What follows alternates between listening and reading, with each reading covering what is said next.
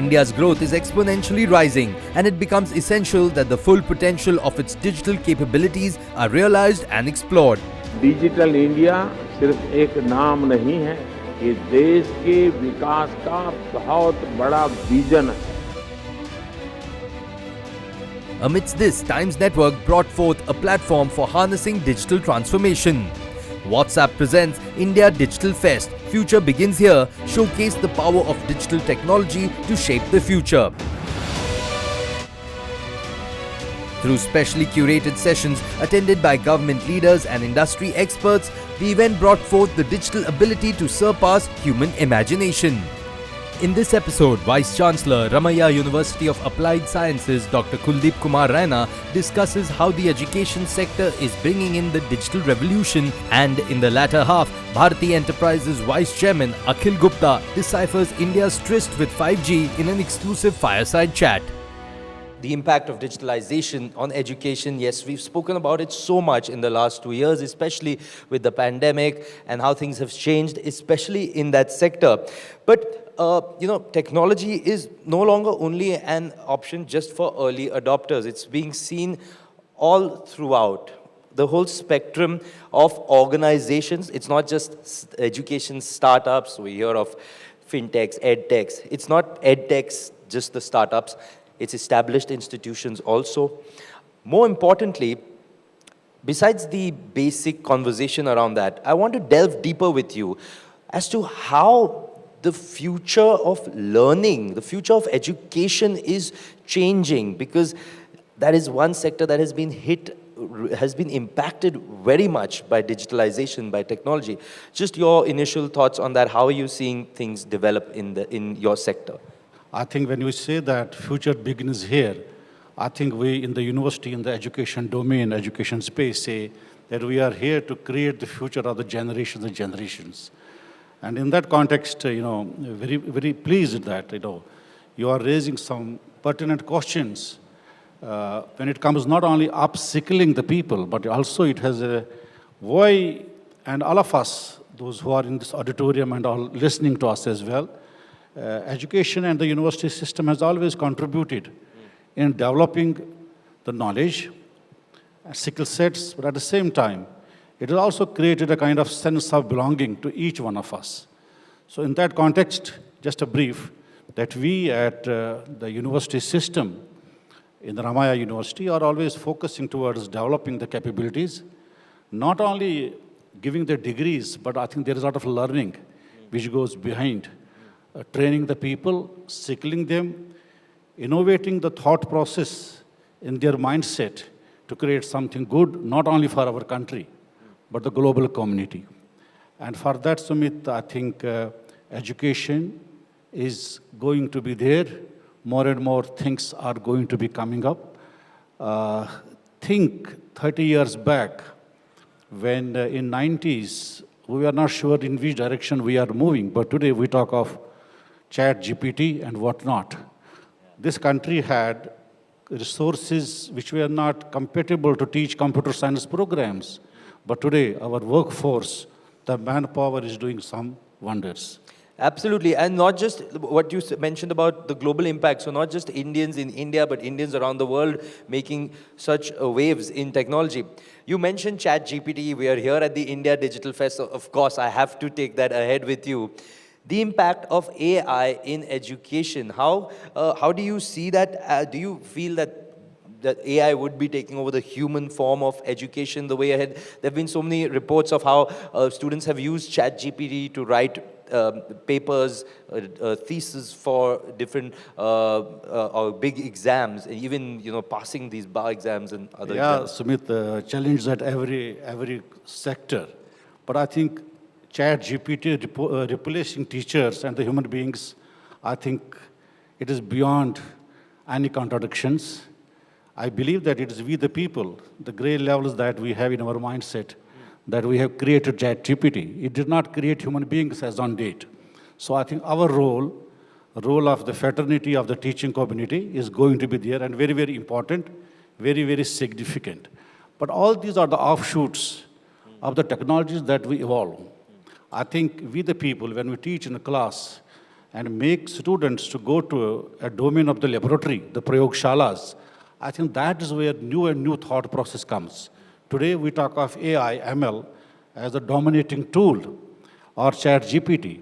What is going to be there after 5 years, we don't know today. I think it is we, the people, who create the sense of curiosity in those young minds, the sources of the future energy. Something new is going to come up. It has come, it will phase out. We learned computers from the basic COBOL systems, photon. Where is that? It's not there. That means the knowledge generation is taking a leap forward. So in that context, I would say, we, the people, are going to be there. We, the teachers, the fraternity is going to be there. Yes, evolve newer tools, which will facilitate, will communicate more effectively, and bring better lives to the people. And peace, prosperity, and we as Indians, can we rule the global community in the knowledge domain? I think that's a big challenge for each one of us. Absolutely, yes. And Dr. Raina, how do you see the overall ecosystem moving? Because what I'm trying to say, like what you're saying is, every few years, things come around, changes come around. So it's important for an important sector like the education sector to also reinvent itself regularly. In that case, maybe the restructuring in the ecosystem, regulatory restructuring, regulatory movement. Your thoughts on how that can be achieved to keep the education sector relevant as time moves on? I think if we look at 3 years back, in June 2020, Government of India made an announcement of the implementation of the new education policy. If I look at it as an academic, holistically, I think it is a turning point in our thought process to bring in flexibility, curate the new thought process, and bring technology in the forefront. I would personally see, and we all as the Vice Chancellors in various fora, when we discuss and deliberate, I think it is one of the significant things. What evolves out of it is certainly, which today we don't know, but when we talk of researching, I think there is already some great knowledge which exists. I think we have to go deeper, penetrate at the foot, and see that what is unsolved, and can we provide a solution towards that. I think the new education policy is one such document, is a policy document, which is going to give us a great space, a great thought process. Yes, don't expect results tomorrow. I think it is going to take some time. And we at Ramaiah University, when I was listening to Raghavendra, working in the composite systems and all that, I think we have created universities, we are working in them. I think we have nucleated such new thought processes, Sumit, that we and they, not only Raghavendra here, but each one of us, let us shake hands to create new knowledge for the betterment of the people, flexibility, local, regional, everything will be taken care of, provided we think unison, and that is creating new knowledge for the betterment of the humanity at large. And we at Ramaiah University, every effort goes in discussing and deliberating, even revising the curriculum from time to time, making it not only industry-friendly, but learning-friendly too. And looking at the global players who are our partners in higher education at various levels, how they and us can work together in making a different ecosystem of learning in the education institutions. I'll take that point one step ahead, because again, you mentioned the global aspect. So I know that Ramaiah University, you have 13 plus faculties, you've got various MOUs signed with national government bodies as well as international institutions. What's the plan ahead to provide maybe, formalizing digital education where people from across the globe can avail the campus experience of education sitting in any remote city? So what are some plans? Well, I think, this collaboration is a partnership where we share knowledge. We are not, I would say, borrowing only the knowledge. I think they and us work together in this domain. I personally see that there's advice, their suggestions, their cooperation is adding value to our newer thought process and creating an environment where our students and their students can work together. Can we create a template? Can we create a platform where there is going to be exchange of thought process? We in this country are not new to creating new knowledge. It has been there for centuries. But I think today we are in a different domain where global community is slowly and steadily recognizing our efforts, our contributions. Whatever we heard since morning, I think it is all contemporary, that we are there and we are there to exist. I think in that case, the universities, not only Ramaiah, but all universities are contributing significantly in developing the human capital. Perfect. So one last question I have for you. So the important thing is, when we're talking about the redefinition of education through digitalization, it's also important that there are some mindset and behavioral changes that should be brought in also, both in the people that are taking the education as well as the people that are passing on that education. Your thoughts on what kind of training programs for educators and for people that are required to adapt to this mindset? See, our university system provides, when you said about the 13 faculties, you name any specialization, we have the expertise. Right. Health sciences to technology, social science to the legal sciences, design to management, commerce to product design, artificial intelligence, user interface and user experience training. I think everything is there. So networking, hybridizing, and in that case, I would say, we are there to contribute. We are there to inspire the generations to come forth. And for that, when we look at the cross-disciplinary and the transdisciplinary approach of education, I think university like ours, who offer such variety of programs, without having a boundary between one discipline to another, are going to be the new norm in new education system. I would say here, digitizing is the core theme of this discussion, the deliberation. COVID certainly gave us a spark that we had to come out. And we have also at Ramaiah we are developing the training skills in our faculty members.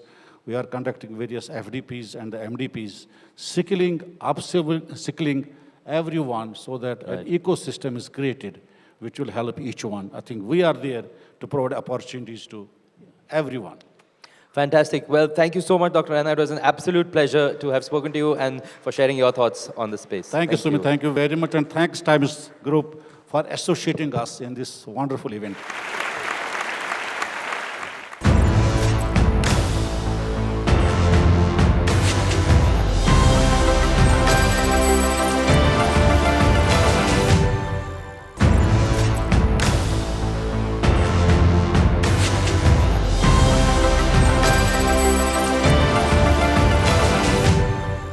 So, Akhil, we're talking about, the future beginning here, what India's decade is going to look like. None of it is possible without telecom operators, right?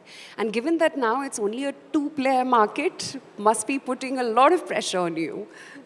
I first of all disagree with that. It's not a two-player market. I am quite certain Voda Idea would be there. BSNL is going to come in some form in a new avatar. So there's not going to be a two-player market, but yes, quite clearly behind the entire digital revolution, it is connectivity. And therefore, the telecom networks are clearly very important. But tell me, about 15 years back, when I think we last interacted or we last physically met in Russell Khema when it was still a desert, right? You were the CFO of Bharti, I remember. From then to now, there were about, more than a dozen telecom players? They're pretty much only one can count on one hand fingertips, right? What is it that you're doing right at Bharti? There must be something in your DNA for you to be able to last as one of the top 3 telecom providers in the country and still be growing. Well, I would say fundamentally we are a conservative company. And I guess if I was to give a very straight, crisp answer of what we did right, I think we kept our balance sheet very strong. So that's what we have been doing in this entire period when there were a lot of turmoil, many near-death experiences. And we always believed, and I always believe, that in difficult times, if you are a strong player, you become stronger. If you are weak, you perish. So we tried to keep our balance sheet very strong. And the result is that today, we have a very strong balance sheet.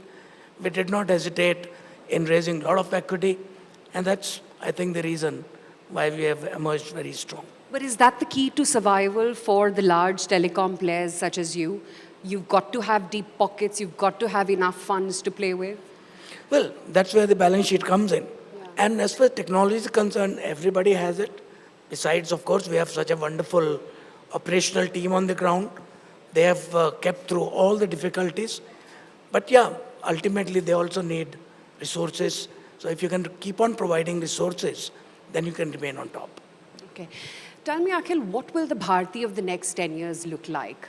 Will it be the same company doing the same businesses that it has? Or will it be a large conglomerate with many different businesses underneath? I think because we're now talking digital, right? Telecom is a medium to digital. Would Bharti want to be an enterprise or a utilities company in that sense? First of all, I think we will be in the digital space primarily in providing networks. Now, as you know, we are already now in satellite communication. We have OneWeb with the full constellation covering every square inch of the globe. We are, of course, in Africa, we are in India. So our primary thing is about communication, digital network, digital connectivity. Now, on top of that, what all we might do, it's an evolving industry. I won't put any boundaries and not want to really say that we will do this, we will do that. We will fundamentally partner with everybody. You've seen Sandhya gave a very good account of what Meta is doing. There are thousands of other players, big and small. Our aim is to partner with everybody and provide them the connectivity, the digital platform where they can build their products. That's what we would really like to do. But such partnerships also come with a cost, right, Akhil? Is Bharti willing to spend that much? And if you have to spend that much, you've got to raise capital. Is there a capital commitment vision that you have in mind? As I said, we have a strong balance sheet. We are in free cash flow, so I don't need to raise more capital. But yes, we have to spend a hell of a lot. And that is where I think the big debate today is that the OTTs, and that's of course a very divergent opinion across the world, we believe that we are all in it together and they must share a fair share of the burden of all these networks which have been created in some form or the other. But yeah, you're right. This does need a lot of capital, continuous deployment of capital, and that's what we have been doing. Tell me, how's the evolution to 5G been? Because already in a very short span of time, we're in about, 400 cities? It increases every day. Yeah, it increases pretty much every day, even I've lost track. How's the transition been? Because it's been one of the quickest from 4G to 5G. Still a bit of early days because the coverage is not ubiquitous. I think in the next 6 months, we will see a whole lot of difference and people will really start feeling the power of 5G. But it's been good. I think the handsets have been coming, the percentage is increasing of the 5G handsets in the smartphone shipments. So I guess 5G is there now and it will only go from strength to strength. Sure. Are you already committing investments to 6G? Because that's what the Prime Minister is talking about next. Telecom is an evolving movie, right? We had 4G. As 4G started coming to an end, we had 5G. So the investment span shifts from 4G to 5G. At some point, it will shift from 5G to 6G. So we are not too worried about this aspect. But this is just an evolution. We'll go along with the evolution. At what point do you think 2G and 3G will cease to exist? 3G. And it'll only be 4, 5, 6? 3G is already gone, but 2G is still there in India because I think there is still a whole lot of customers who are not able to afford a smartphone. But matter of time, it will go. And what happens when pretty much all of India and all Indians have a smartphone with 5G? Do we have the bandwidth and the capability to handle that kind of volume? Yeah, that's exactly what we are doing. And when I say we, I'm not talking of Airtel, I'm talking of the telecom industry. We are collectively investing about 3 lakh crores. That's about $35 billion. In that, it includes spectrum, the equipment, the towers which are being created, the fiber networks which are being set up. And what that is doing, like in our case, our total capacity in the very first phase will go up from about 45 terabits per second to over 85 terabits per second. So this is about capacity creation, because I believe telecom is a supply-led demand. The more you supply, the more demand will come up. Mr. Gupta, apart from being a telecom provider and a key one at that, there's also Airtel Payments Bank. And that business of yours is profitable. What's the vision to take that forward? Because that is also a space where there is immense competition. Well, Bharti and Airtel have always been about inclusive growth. If you looked at our journey in telecom, we started from Delhi, and we are now in 17 countries, including India. But everywhere it's about inclusive growth. We believe Airtel Payment Bank is another big opportunity to take banking to the unbanked, and that's what we are doing. So that's the aim, and we also believe it's a profitable journey. It's a journey full of potential. So we look forward to developing that bank. Now give me a headline, tell me how much of money are you deploying from the rights issue? Or are you going for another round of fundraising anytime soon or not? There's nothing on the horizon Nothing right on the now. horizon. Don't need to raise more money right now. Adequate cash in the books? Absolutely. Okay, great. We look forward to the digital future that Bharti has in store. Thank you so much Thank for you. taking time.